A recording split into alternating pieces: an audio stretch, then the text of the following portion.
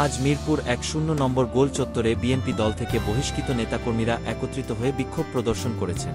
তারা দলীয় সিদ্ধান্তের প্রতিবাদ জানিয়ে তাদের বহিষ্কারাদেশ প্রত্যাহারের দাবি জানান। বিক্ষোভকারীরা অভিযোগ করেন যে তাদের বহিষ্কার প্রক্রিয়া ছিল অগণতান্ত্রিক এবং স্বেচ্ছাচারী। তারা দলীয় নেতাদের প্রতি আহ্বান জানান যাতে গণতান্ত্রিক প্রক্রিয়া অনুসরণ করে তাদের বিষয়টি পুনর্বিবেচনা করা হয়।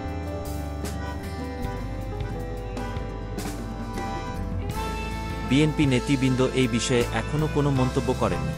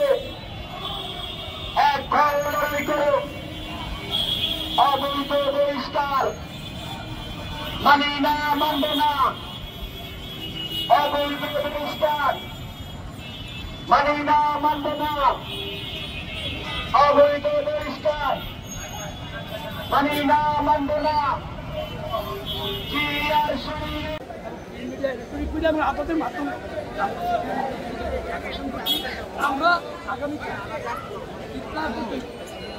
আমাদের আকর্ষণ করছি।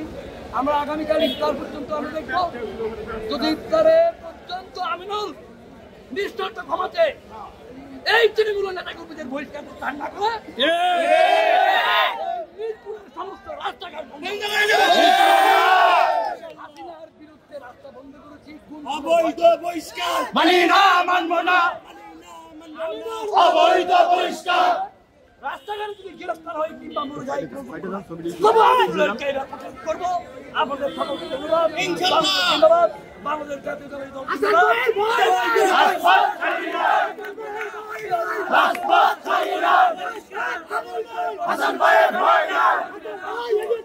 আমরা